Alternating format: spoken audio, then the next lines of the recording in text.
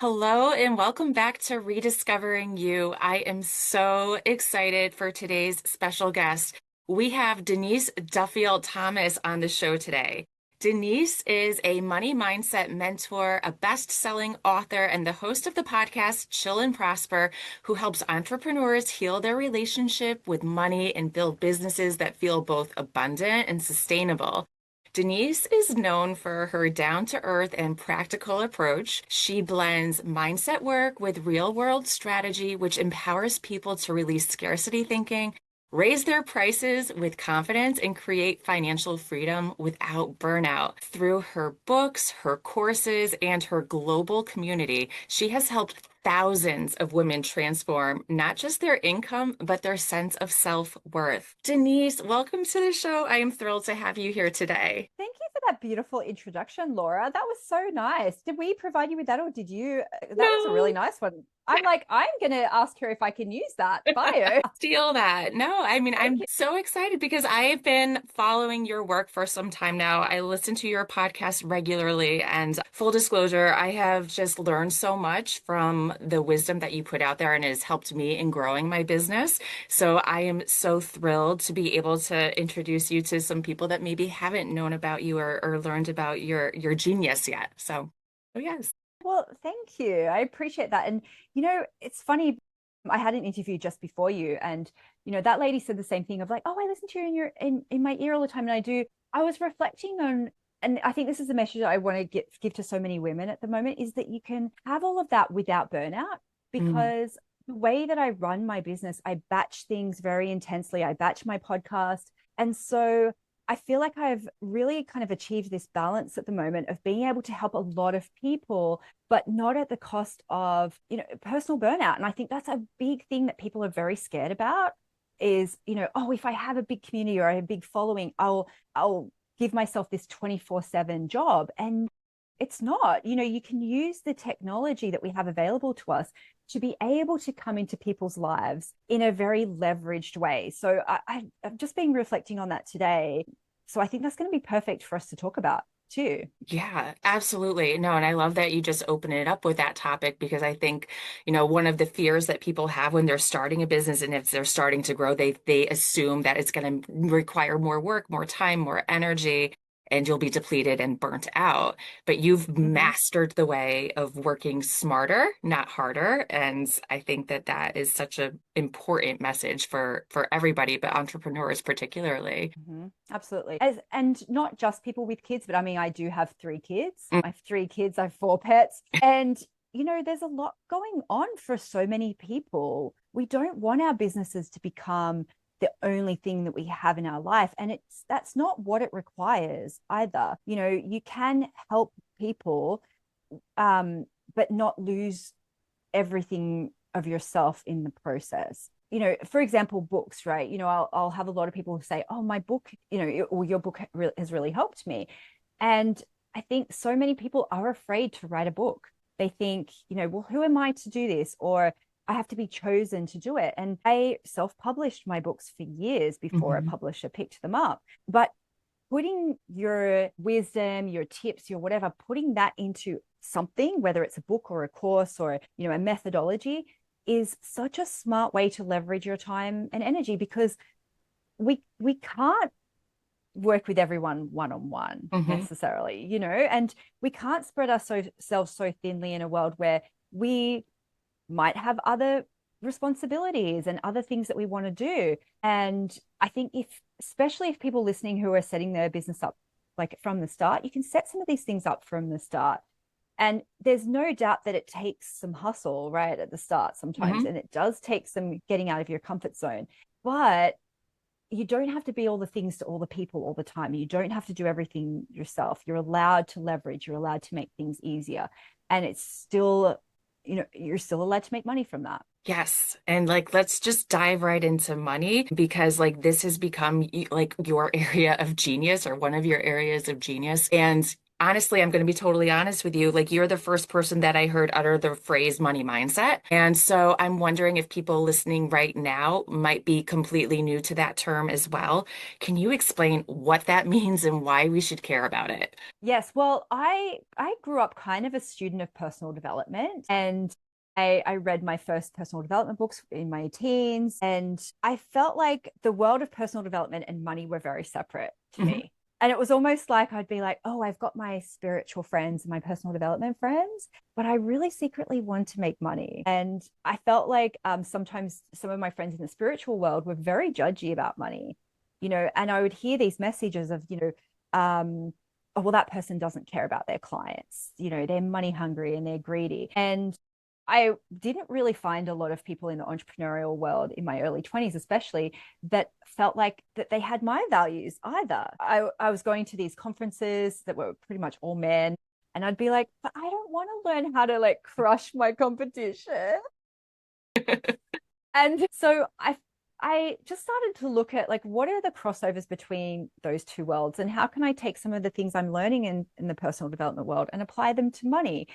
And one of the fundamental things I think I learned from people like Louise Hay is self-love and acceptance. I really wanted to look at, okay, well, what are some of the things that I'm scared about with money, and how can I bring that work into that space? And so really, even my books, my courses, a lot of the things are about self-love and acceptance and compassion, not necessarily about money, because the money stuff, it is pretty simple. Business is pretty simple, but it's all of the thoughts and feelings and fears that we have around it that really complicate things for us. And it doesn't feel safe for us to have money. It doesn't feel safe for us to talk about money. And so where we can kind of bridge those two things. But yeah, it's just, where did I start? Oh, where did I start talking about it? I felt like when I was a coach, I started out as a life coach, then a business coach. I realized that so many people's fears around money were, people are not going to like me. Mhm. I want to find the perfect price that everyone will agree that I'm a really good person and it's affordable for them, no matter who it is. And we just wanted people to like us and accept us. And we had most people have some really big stories about money, Mhm. and so I just wanted to come at it from a place of, not from an expert, because I'm still not an expert on money, by the way, but from a place of curiosity, because I Mhm. think women especially are so good at this, right? Of going, understanding each other's stories, and what are the through lines of your life, and what are the commonalities, and how can we connect the dots? And how can we have compassion, which we're so good at with other people and we're not good at for ourselves? So an example of that is when someone has, a struggle around money. Normally it's like, okay, well, tell me about your childhood. Even just when it comes to things like pricing. If someone's telling you this story and said, I grew up hearing that money is the root of all evil, that it's really, really impolite to talk about money, and you should never even talk about it. You can have immediate compassion for someone if they say, I really struggle to set a price. I really struggle to tell people my prices. I really struggle to send out invoices. I really struggle to chase up clients for money or to enforce my cancellation policy. Yeah, Yeah. because you've been told your whole life that it's impolite to talk about money. So how are you going to talk about it? Right. And that's just one example of like bringing that money mindset in. It's the same work you would do in any other context. You're allowed to do it with money. Money is not this mysterious thing that we're not allowed to have, but collectively, that's what women have been taught. We're not It's allowed to have bank accounts. We're not allowed to have loans. We're not allowed to have Mhm. credit cards. And so, I mean, I'm 46. My mum didn't have a full-time job. My mum was a single mum my whole life. My grandma always had lots of side hustles, but she Mhm. didn't have economic power. I never saw it. And I would say most people listening, you can have compassion for the fact that you've probably never seen it. We're trying to undo millennia worth of women not having economic power. Not have a little bit of compassion for ourselves, please.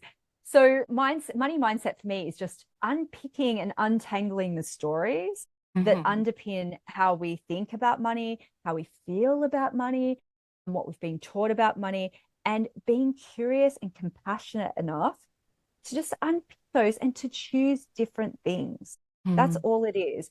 Um, and it's not some mysterious thing that you need an extra qualification for. It's almost just the start of it is to give yourself permission of like, I'm allowed to talk about this.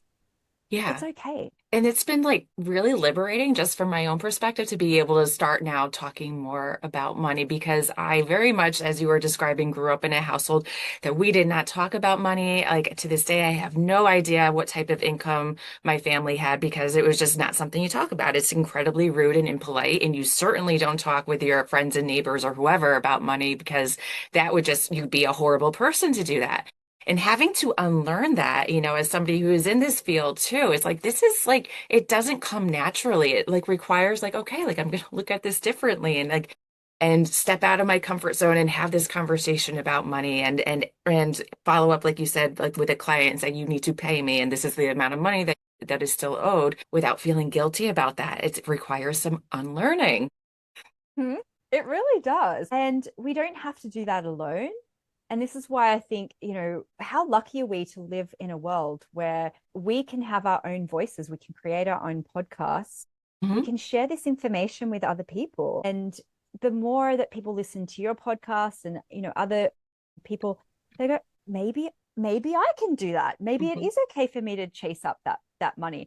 And that's why I'm so grateful. I know we live in a very tumultuous time globally for sure. And yet, how lucky are we that we're able to not have to go through this by ourselves? Yeah, you're right. And we can, I mean, growing up, I always got in trouble for talking in class. Look at that superpower. Yeah, absolutely. Yeah, like take what your strengths are and like figure out how to use it to your advantage, how to monetize that and just like share it. And you're right, we're so lucky that we are not doing this alone. We can be connected with other people. We can use our voice. We can see ourselves and hear ourselves in other people's stories. And so I love that more people are just willing to share where they're Mm-hmm. coming from. And coming from a place of Mm-hmm. curiosity, like you said, about money. One of the things I was hoping you could spend a bit of time talking about are your money archetypes, because this was something that I thought was really interesting in learning about and being curious about, what is my particular money mindset and like what's my central belief system about money. You've created this beautiful way to help people discover within their own selves what their own money mindset or money archetype is. Can you talk a bit about that? Oh, so this is actually the work of my money mentor, Kendall Summerhawk. So she was the first person that I heard talk about money mindset. And so I, did a lot of her courses, and she's created this amazing piece of work called Sacred Money Archetypes, which I'm certified in. And what's really generous about that work is that a lot of people then create their own courses and things around that, underpinning that. And so I created a business course around this because it was one of the first times that I realized, oh, it's okay to be who I am around money mindset, because I think especially in the personal development world, we start to learn these tools and, especially if you just first getting into this world where you maybe work with a mentor or you buy a course or whatever, and you want to be a good student, and so it's like, well, I'll do what my mentor tells me what to do, or okay, I'll just use that business strategy that my mentor has worked for her, and it doesn't always work, and then it feels hard. We're making ourselves wrong again. So this is where the nuances come, right? You might start money mindset work by going, I just have to be okay with the concept of money, and like in general. Yeah. And some people can't even say the word, right? I can't even say the word money. So once we're like, okay, all right, money, then you can start to look at the nuances around it. And so what I love about Kendall's work is that it's real permission to be who you are. So there are 8 different archetypes, and they have very different strengths and challenges around money. And I don't know if you want me to go through each one very quickly, but also just to let people know, you can take a free quiz on my website around this. And I've got a workshop, and it's denisedt.com/quiz. What's really fascinating though is that some of them have very, very opposite ways to get to the same way, right? And I always say to people, every archetype has a unique path to wealth. Mhm. Because say, for example, you're a nurturer personality, which I see a lot in fields like, health related fields, or helping professions and therapy and things like that. A lot of the challenges that they have are around confidence and imposter syndrome around Mhm. money, and they'll always put other people first. And so often nurturers in the entrepreneurial world feel a little bit like spoken over. They want to do things very thoughtfully and, kind, and sometimes like methodically and slowly, right? And Mhm. so you'll have all these entrepreneurs who are like, just build the plane as you fly it. Just do it, just go for it. And they're just like going, oh, like I have to do things really thoughtfully and well. Yeah. And they often really struggle with undercharging, Mm-hmm. and Mm-hmm. they'll sometimes struggle to get their businesses off the ground because they can't set a price, they can't receive money. It's all, and they can burn themselves out, in a spectacular fashion in that real martyr way, right? Right. So that's one of the archetypes. Another archetype might be the maverick. So the maverick is all about how can we do things really fast and how can we break the rules and do things that are taboo. And they will often do things very fast without thinking about it. They can be great initiators, not necessarily great completer finishers in the Mm-hmm. world. So you'll see these mavericks in the entrepreneurial world starting something, having great big success, and then burning it all down. And there'll be another archetype, maybe the alchemist is kind of a little bit similar. They're the ones that have 200 domain names in their Yeah. GoDaddy account Mm-hmm. because they're just like, God, I thought of another. Oh my God, I thought of another idea. Another archetype is the ruler. And these are the people who you'll say to them, cool, you're starting a business, but they're like, yes, but it's not just one business. It's like a chain, it's a franchise. Okay. And so they're thinking empire building. And I noticed this when I started doing my dance classes at this adult dance studio.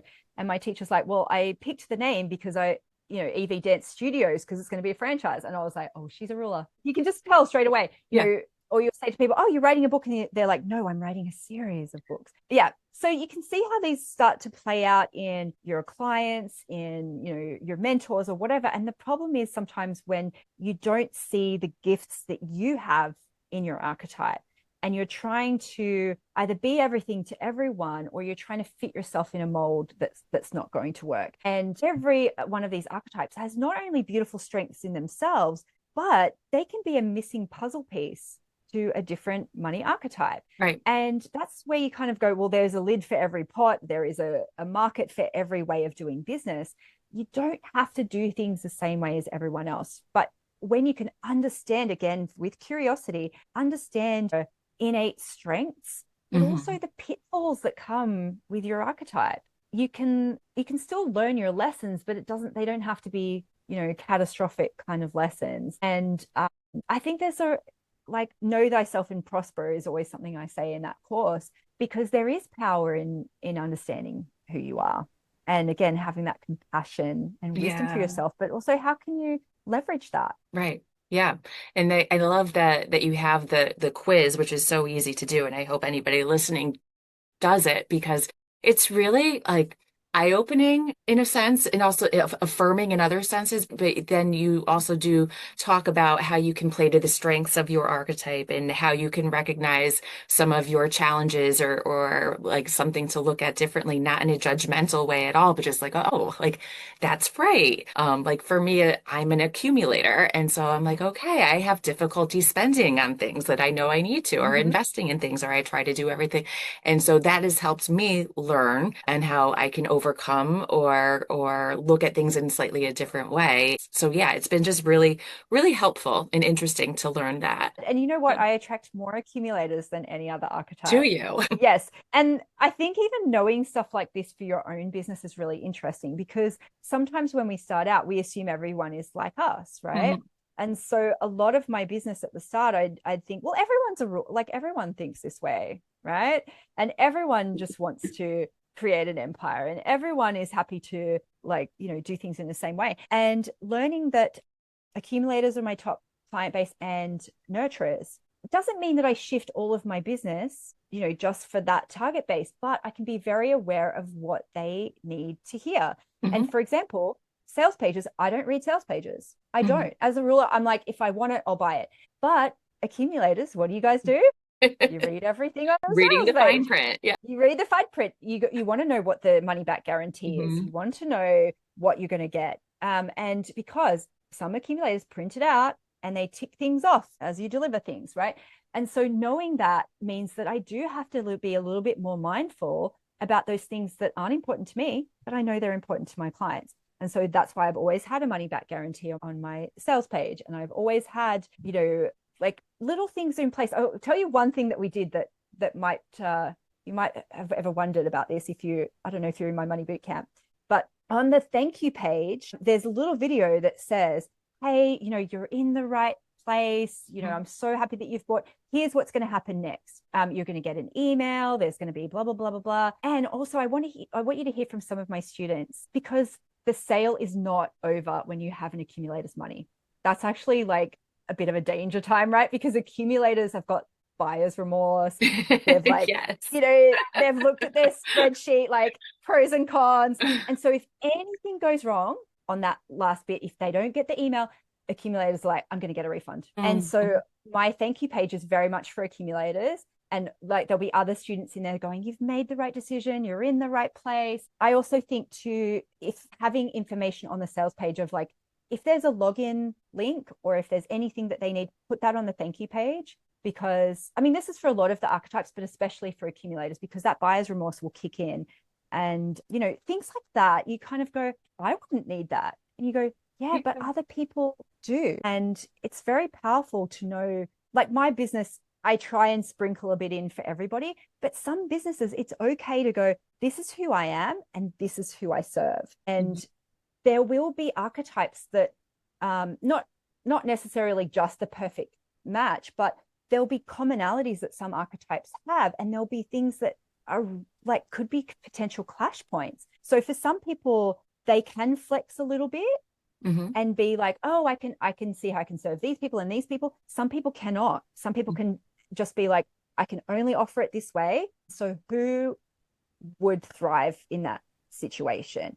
And I think those things then really help you to realize that you don't have to be for everybody, and it's okay to do things in the way that works for you. And that can be a little bit tricky, I think, for some people to wrap their heads around, because we've heard the customer is always right. And we feel like we're excluding people if we pick a niche audience, and it's not. It's sometimes being very kind and clear to just be like, here's how I work, here's what I'm good at. And then if you can, know who would need that and why, that's really powerful for everybody. Win-win. Totally. So you mentioned your Money Bootcamp, and I know that this is like a wonderful thing that you offer. Can you explain what that is and who it's meant to serve? Yes, absolutely. So I actually did this as a one-off course back in 20 because I just thought I just want to talk to people and just tell people about, all this mindset stuff that, I've just been sharing with my one-on-one clients. And I was like, okay, I'm just gonna do it once. And it was 12 people, something like that. And since then, we've had about 10,000 people going through the program, and it still exists today. What it is it's a framework to understand your money blocks, really. And we come at it from a lot of different angles to be able to have that curiosity within a framework, so you can see what you need to work on, where your sabotage is, what you can do instead. How can you change your brain about money? How can you also be in a community with other people talking honestly and openly about money? And so it's not a course that's designed to, throw your life into disarray and to stress you out. It's, again, taking you through a process of curiosity, but also I teach something called, it's OCP. It's like, what are the origin stories? What are the consequences? How can we connect the dots? And how can we pattern interrupt that? And that simple framework, we kind of go through again and again, but from multiple angles, because some people will get it in one context and not in another. And so I do live calls every month where we pick a topic and deep dive into it. And so sometimes the topic might be a lesson from Money Bootcamp, but we've done calls on, like, let's talk about divorce and how that's impacted our money mindset. Let's talk about allowance and pocket money. Let's deep dive into that, because it's the same process, but sometimes we need to hear it from a different context. We talked about weddings from the context of, like, well, have you been married? But also, where are you, like, always the bridesmaid, never the bride? It's really fun to just look at all these different stories and metaphors that we have in our life and apply them to money, because this is what we do in every other context of our life, right? As women, this is what we've always done. We've always got together and talked about things and understood each other's stories and connected the dots and done all of this stuff. But we've been excluded from that conversation with money. And Yeah. you'll realize when you talk about it like that, you go, money's just like anything else. Kendall Summerhawk says it's the salt. Then we can start to talk about it because then we give ourselves permission that we are allowed to talk about this and we're really good at doing this. We're Yeah. really good at it. Yeah. You've created such a beautiful community where people just, again, normalizing that we can talk about money. It is not taboo. It is something that is like a part of every single one of our lives. So why wouldn't we talk about it? And it's just wonderful. So it sounds like in your money boot camp, you're not necessarily giving people business action steps for their business, but it's about changing the wiring of your brain and how you have learned money. Okay. So talk about, if you don't mind, some of the impacts that you've had over the years, standout moments that how changing your mindset, how your mind's about money, how that has tangible real world like implications in people's lives, because I know that Yep. it does. Yeah, it does. So I think sometimes, again, people have this perfectionist view around money mindset work, right? And so sometimes people think, oh, I'm not ready to have that conversation. Or it's like, that thing of if you have like a cleaner coming around you, you clean your house Yeah. first. Yes. Yeah, some people feel like that. It's like, oh, I have to clean before I clean. I have to fix all my money mindset before I'm allowed to talk about money mindset. And it is the same thing. We have to be perfect. I have to be perfect to be worthy of this. And so we can come at it from very, very practical ways. And this lady I worked with many years ago when I was doing one-on-one, she was just like, I know I need to increase my prices. Okay. And so sometimes that's where people come into it, where they go, I should charge premium prices because this person said I should, this business guru said I should do it. But it doesn't feel safe for you. Mhm.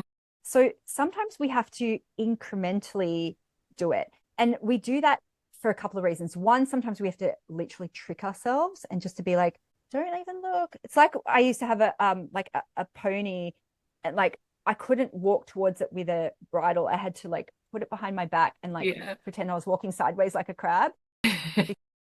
And I think about that all the time with money Mhm. mindset because sometimes you can't face it head on. You have to like sneak around it. So she was like, I know I need to increase my prices. So, but the thing was, she was doing some little things that we had to fix first. And one of those was she was a naturopath. And in her training as a naturopath, it was said to her over and over again, you better be in this for the right reasons, right? All the What does time. that You do to better be in your this. money? And you know what, everybody, you have to accept you're never really going to make money out of this. You're never going to be a wealthy naturopath because you have to be in this for the right reasons. And you can imagine what that does to some people, right? Of Mhm. going, well, that means I have to be selfless. I have to be affordable to anyone who wants to Mhm. see me, regardless of their income and what affordability means to them. I have to be giving. I have to be loving. This is a calling, not a career necessarily. And you can see how, think of all the micro decisions that would lead to, right? Right. Absolutely. So just forcing this person to increase her prices is just not going to work. And you can see Mhm. that sometimes then sends people into absolute panic, fear, crisis mode. For some people, it paralyzes them Mhm. to do that. So even just talking about that as a concept of going, that's not cool. Like, I know it doesn't sound very scientific, but it's just like, isn't that weird that that's like the legacy of your profession? Like, Right? that's not cool, right? So even just having those discussions, the very first thing that we got her to do was just to charge people the rate that it said on her website. Because what she was doing in the room is that she'd go, just give me $50, that's fine. Even Oh. though that everyone had booked knowing that it was $80. Mm-hmm. Okay, so that was the first thing. Literally just charge what you said you're going to charge. Wow, that's so interesting that she felt even not safe to take the full amount of what she was saying that she deserves to be paid. So Right? interesting. And that wasn't an overnight fix because when you do things like that too, there's micro things that happen, like micro decisions that your Mhm. clients make in that because they go, she's only going to charge me $50. So I'm only going to bring $50, True. Yeah. right? Mhm. To attract people who match your energy. So this is what Mhm. happens a lot of the time. If you undercharge, you go, but I have to undercharge because all my clients are broken. You go, yeah, because that's who you're attracting, That's right? the energy you're Or putting out. absolutely. And that doesn't mean there's no judgment for me about pricing because the price is the price, right? It's okay if you want to charge low prices. It's okay if you want to charge high prices. There's no, like, take the emotion out of that. But there can be people who will rip you off at every price point. And so Very I'm true. not saying Mhm. only low cost people are going to rip you off. This is an energy. This is Mhm. an energy thing. And you can very easily attract people who are never happy no matter how much you over deliver, never happy despite how little you're charging, will take advantage of every single one of your policies, will do all of that because the energy you're often putting out is, I don't matter. My policies don't matter. You're allowed to treat me however you want. And so that takes time to fill up those patches a little bit, right? Mhm. Because there will be some backtracking on things like that where it's like, oh my God, I'm a terrible person for Right. charging the rate that I said I was going to charge. And you could open a whole can of worms around that, not just from training, from your childhood, from, everything, right? So having that, it's safe for me to charge what I said I was going to charge could be the Yeah. first thing, right? Then you can go up the ladder, because then you go, I think this was one of the things she was be like, it's really annoying when people are no shows. Okay, so that's the next, let's work on that next. You're Mhm. allowed to set boundaries with people and expect that they turn up, right? And so that can just be, then you can go, okay, well, what's the easiest thing for me to do? And so I was like, let's like get people to pay beforehand. That might be a Yeah. bridge too far to people, right? But I was saying to her, I love paying beforehand because especially if it's something where, I don't know, therapy or a massage or whatever, taking my money out and I'm like, I'm in a daze and I'm like, how much is it? Blah, blah, blah. And I was trying to explain to her as well, when someone doesn't know how much they have to pay, what the rules are, for some people that can feel very unsafe. Yeah. You know, it can feel unsafe because you're like, I don't know what to expect. How much is it? Like, and so starting to put those things in, not from a place of why I have to be this hard-nosed businesswoman, but actually I'm creating these very unsafe situations for people where they don't feel taken care of. I'm not the grown up in the room. They feel like they have to be the grown up in the room. Or they have to be the ones saying how much and how do I pay and all of these kind of things. So often with money work like that, it is just like, what's the squeaky wheel? What's causing me the most amount of pain? And let's just upgrade them a bit at a time within Mhm. my comfort zone, getting to the edge of my comfort zone. And that could be things like, I'm going to implement a 24-hour cancellation policy. Yeah. Oh, I'm going to get people to um, pay online. So for her, it was literally, I'm going to charge what I said I was going to charge. And then I think we even did things like, she wasn't recommending supplements and things because she was making judgments about, oh, people are going to think that I'm just trying to trick them and get more money. And it was like, they're coming to you for a solution. They're coming to you for a solution. So you have to take out the emotion, whether they take it or not, take out that whatever. That was the next thing. We didn't even increase our prices for I wouldn't even say years, but it was like we had to do. And then it was like, I still don't like taking the money. So she ended up getting a receptionist, and the receptionist took the money, and so There you go. it's not, Yeah. sometimes you don't even have to necessarily change your behavior. It's like, how can I trick my money mindset? How can I hide the Yeah. bridle behind my Right, back right, right. to be able to do it? And sometimes that's systems. Mhm. Sometimes it's, just shifting the way you do things. I actually find systems and terms and conditions can often do about 80% of the work because they'll go, but that's just the policy, There you go. Yes. just the It's the policy. policy. Exactly. And this is where too, if 80% of the people you work with are, you have win-win pricing and you have your boundaries, you have bandwidth for the times where you can have a bit of compassion and okay, fine, I will give a discount in that situation. But when that's your default, Right. then it's so exhausting. It's exhausting. And yeah, so this is the thing, incrementally. And I do the same thing in Money Bootcamp actually, with when people first join, they do this questionnaire and it's like, evaluate the things in your life, practical things, because our things have meaning behind them, right? Whereas if I said, starting off, where in your life, is your money mindset, like most people just go, I don't know. But I go, okay, let's look at everything in your life practically. Is it economy class? Is it premium economy? Is it business class? Is it first class? And this is like a I love context that that most of us analogy. can understand, right? You can Yeah. understand that. And so you might start to go, oh my God, every day I'm sitting at a chair that has a broken wheel and I'm trying to like do Hmm. this thing, or I'm, saying to the universe, I want to start this business and I've got this laptop that takes an hour to boot up. Right. But you start with the small things. And so some people, they do need to incrementally make those changes Hmm. because you might not realize the standard of living that you've been putting up with for years. It's the water that you've swum in your whole life, right? Right. And so Hmm.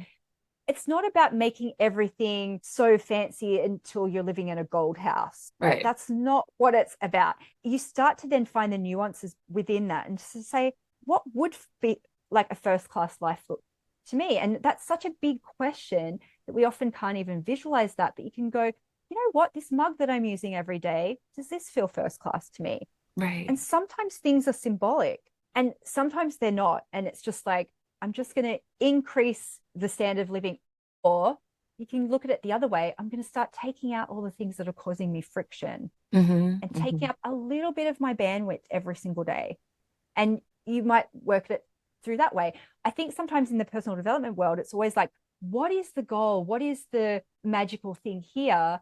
And then it's like almost like it's too big, or it's like, but that's a perfect version of myself. It seems too unattainable, right? But you can go, okay, what would be a first class version? And so there'll be things that are not important to you at all, right? And you go, Right. I don't care about that. That wouldn't be first class. Sometimes you go, what would be first class for me is different that it was for my family or my Hmm. friends or Hmm. what I thought I would like. And you sometimes you make mistakes, you overcompensate for things. But that's a really practical way just to start to see, what am I putting up with? What is the standard of my life and what would Right. feel a little Right. bit better? And that's where you're acclimatized to it. Yeah. And also that it's okay to want first class things in your life. And I think a lot of women particularly have struggled with wanting to have the nicer things in life or wanting to elevate their own selves or have more money or have more access to do things because they fear that that will make them be like, I don't know, like too posh or too like looking down Right? on other people better than everyone else. So you're like, even though in your heart you might really desire those things, it's like you don't even want to say it in the universe because then people are going to think I'm like this huge bitch and who wants Right, that? But it's like, right. But sometimes it's our identity as mhm. well. Like I think I had an identity of like, I'm a scrappy little make doer kind of thing, right? Sometimes with accumulators, there's a pride in like how little I can live on compared to other people, Right. right? It's like I don't need all of that extra stuff. And so I think too, again, it's not about increasing everything in your life. It's Hmm. sometimes if you look at it from a business context, you can start with the question of what's costing me money, what's preventing me from making more money, what is literally a squeaky wheel that's just taking up bandwidth. That's a really great way to think about it as well. But also in your life, like we've only got so much energy, Right. right? And Hmm. where do we want to direct that energy? And if we're constantly just putting up with things that make us feel poor and inconvenienced, Hmm. it costs us life force energy. Right. It really does. Yeah. Right. Right. Absolutely. So I'm wondering if you can give just maybe one or two tangible things for somebody who's new to these sorts of conversation. How can somebody start to incorporate having just being more aware about money and how they think about money or their relationship with money? Are there any simple like practical tools or tips that you can give for somebody that's just starting out in this area? Yeah. So again, that concept of upgrading, Yeah. right? What can I upgrade? There, just pick something. Don't overthink it at the start. It doesn't, you don't always have to start with the symbolic things. One thing and just upgrade it to that next level consciously and see what comes up for you. Okay, Mm, because it could be really fascinating to hear what voice is there. Like is that your grandma's voice going, no, you can't have that. You can't, you're not, we're not that sort of people. And it's just such a great litmus test sometimes to see like what am I allowed to have? And there's two things that you can do. This is a really it can be quite confronting for people actually, especially for accumulators when I say this. So go into a store, and it doesn't have to be a store that you see as unattainable. This can work in any store and you can work your way up to it. And before you look at any price tag, I want you to ask yourself, what do I like? Because sometimes we don't know, right? right. Feel things, touch things, and go and try on something and take price out of it. Okay. And this is where accumulators freak out because they go, I'm just going to buy something without looking at the price. That's not what I'm saying. It's just that quite often we make value judgments. What am I allowed to have? Mm. How much do I like it? You look at the price tag to see how much do I like this thing, right? Yeah. And there's a real thing of like, for women, I think, is to know what our preferences are because sometimes we don't know. And you can do this. The second example is to do this in a restaurant and to say, what do I feel like?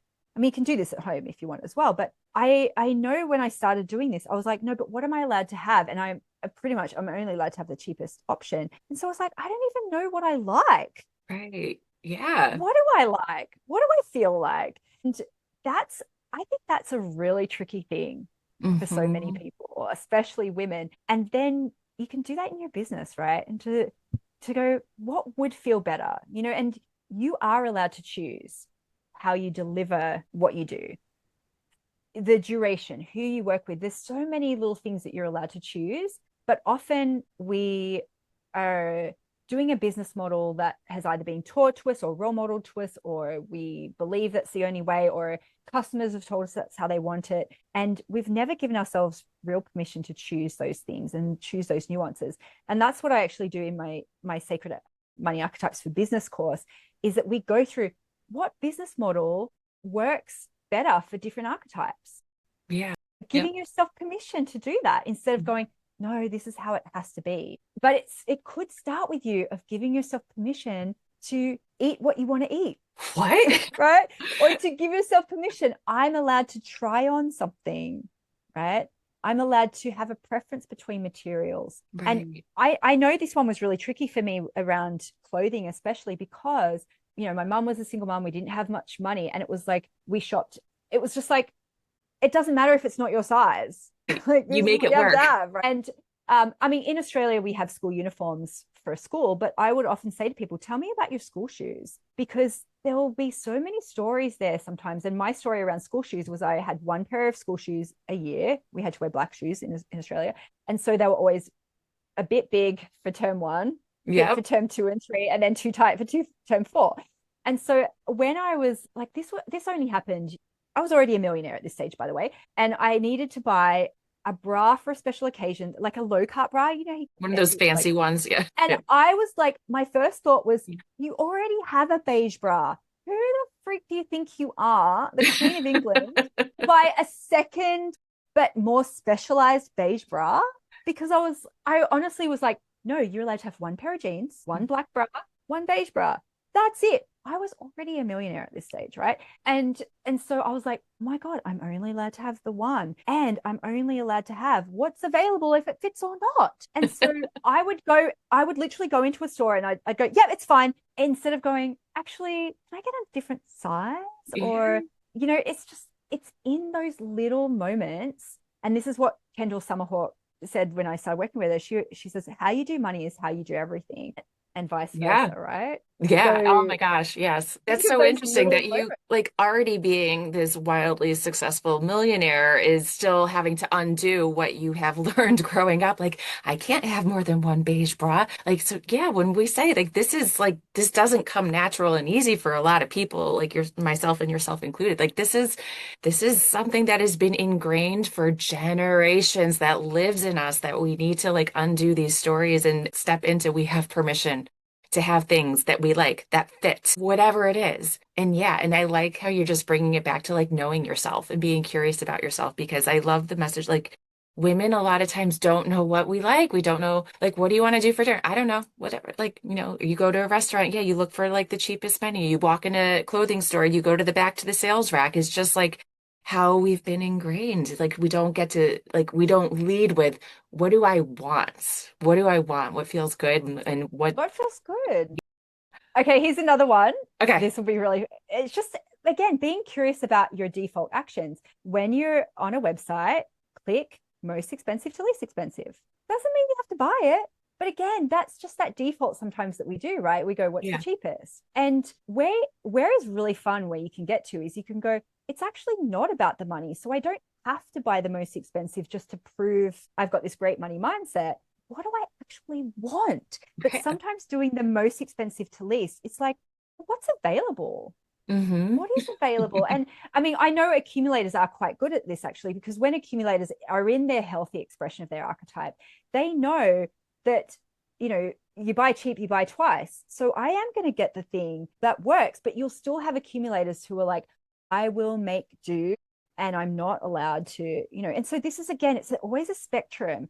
And there's a healthy expression for every archetype, and there's an unhealthy expression. And Mm-hmm. so all we're trying to do is to be aware of the default unhealthy. And I actually call them helpful, harmful, Yep. because it can be harmful. Doesn't mean you have to change who you are, but where can you make that into the more healthy expression? And for an accumulator, that is, you are thoughtful about how you spend money. And so when you're in your harmful, it's like, I will take away every comfort and I will literally sleep on a concrete floor to save money. Whereas the helpful expression is, oh, if I, get help in my business, I can make much more money in this way.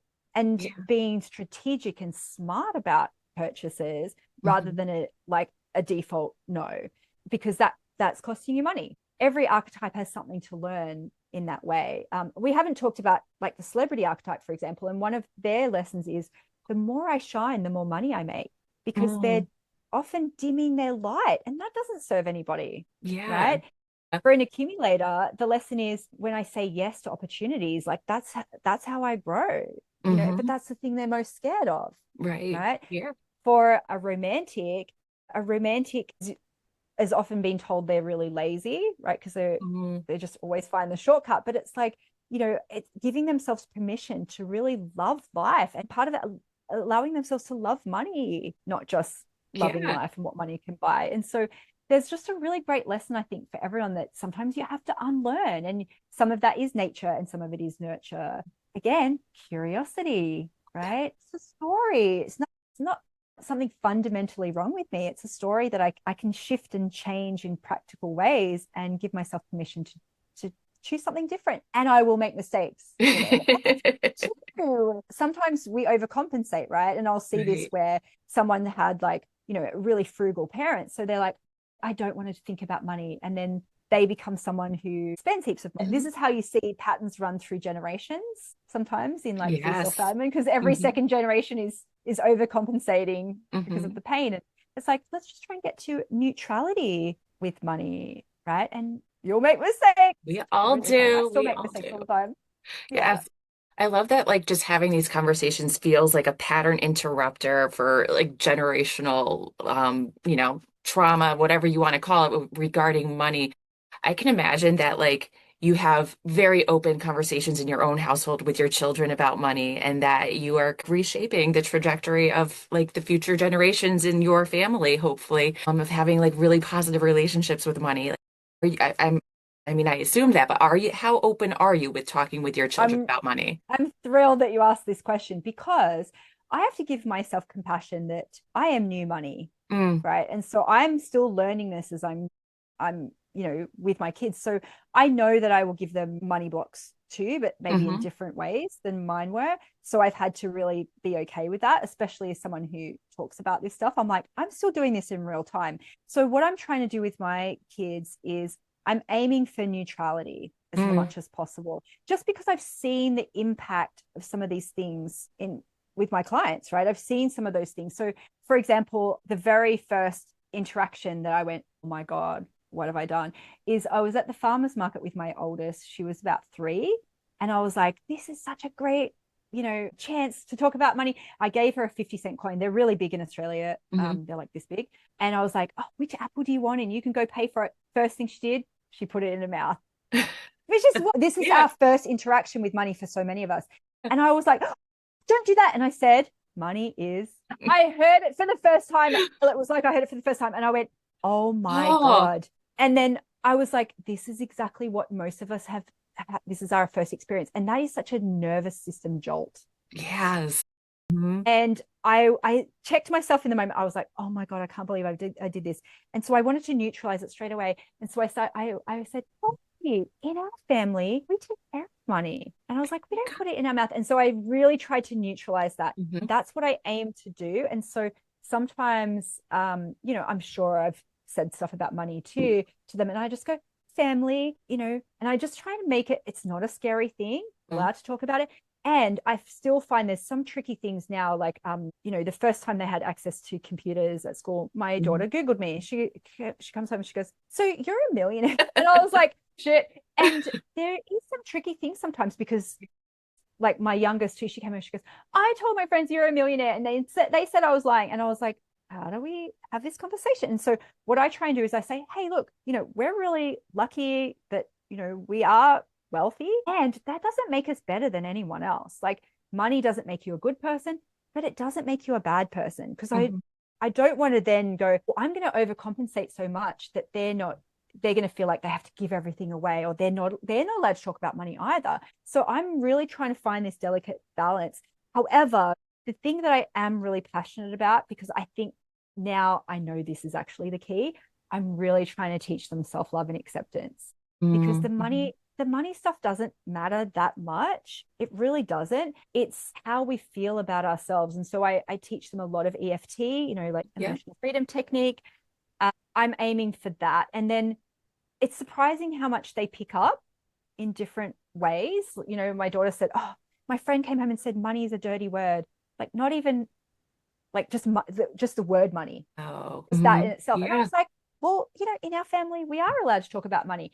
And then I tried to find that balance too, because then I'm like, you don't have to tell everybody though how much because then they'll be like, how much money do you have in the bank account, mum? How much money do you have right now? And I'm like, I Yeah. can say this without like then making it a taboo for them to talk about money. So I'm figuring that out myself. You Yeah. know, I don't want them to be spoiled rich kids, and I don't Hmm. want them to be scared about talking about money. So I think as long as I can just give myself that compassion about, I'm just going to try and teach them to like themselves, and that because our kids are going to do jobs that we have not even heard of. So true. Yeah. Yeah. Yeah, no, and I love that self-compassion, self-love, that's so important. With that, if you can build a healthy foundation of self-love in your children, they're going to be fine with any other aspect of their life. But yeah, I appreciate your honesty and just that you're learning it now too, because I imagine like I'm just trying to put myself in your shoes. Like, I wonder if like my kids knew or like that their mom was a millionaire, would all of their friends be asking them for lunch money and like favors and like this, that too, because then you don't want to get taken advantage of also, just because people know that you have money in your family. So there's got to be a lot of interesting Yeah. conversations that happen. Well, that actually happened recently where like I took my daughter and a friend to the theater, and my daughter was just like, "Oh, can you just buy her, my friend some merchandise?" Oh, and it wasn't like I was buying it for, my daughter. And if I was doing that, I would, of course, but she was just like, just buy her some merch. And I was like, oh, like what? And I think there was a few things like that I've had to check a little bit, because Hmm. I'm like, I do want them to see the value of money, because, that's really important to me as Hmm. well. So, I was shopping with my daughter once, I was just in Target, and she goes, I have this. And I was like, and she goes, why not? You're a millionaire. And my mum was with me as well. And my mum said, yeah, but you're not, Willow. And so then I've had to say, I've gone, yeah, but like our values as a family, we don't want to just buy stuff for the Hmm. sake of it. Like we care about the environment. So having that realization too, of my mum used to say we can't afford it, because it was really true for her. Hmm. And I was like, oh, I'm really privileged to be able to spend money according to my values, because that is a privilege, Hmm. right? It is a massive privilege to be able to do that. And to then not just have that knee-jerk response to kids of like, well, you're greedy for even asking, or, Hmm. how dare you? But it was like, well, we don't just buy stuff for no reason. Like, or let's save up for it or something like that. And my friend Marissa Roberts, she helps, like has courses for busy mums and stuff, and she taught me this. She was like, take a photo of it for your kid, because sometimes the kids are asking for things because they want to be acknowledged for their likes and desires, because that's what Hmm. they're Hmm. learning, right? I'm allowed to desire things.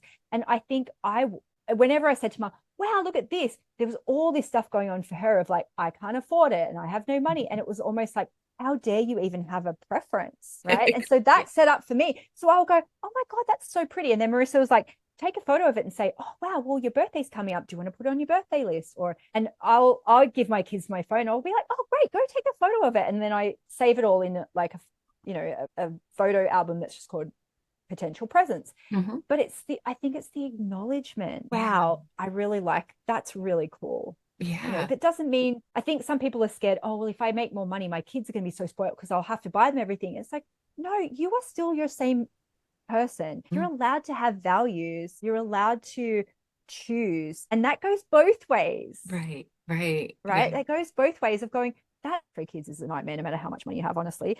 But we did a big trip one time to America, and, I fly business class. And we did one of the internal flights where my daughter was like, I'm ready for my seat to go down now. And like, where is my TV screen? And it was like, shit. I remember the first time that I flew business class. I was Yeah. like 35, and it was like such a big thing. And so there's going to be things like that, as my kids get older, where I go, am I robbing them of the experience of, you know, saving up for something? But also sometimes I romanticize growing up poor. This is Mm-hmm. where I'm like, Laura, we could really get ourselves in a tizzy about all this stuff. So the best thing that we can do is to work on our own stuff, because Yeah, they'll pick up way more than you even think. this is true. And role model self-love and compassion for our Mhm. mistakes. Mhm. Also, conversations with them Yes. about it. Then they'll join whoever's my daughter's version of Money Bootcamp in 30 years' time. They can just join that.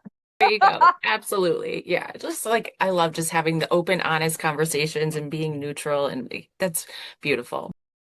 Please, Aiming for neutrality. Is it aiming what for I say? neutrality. Aiming for neutrality, because it's really My goodness.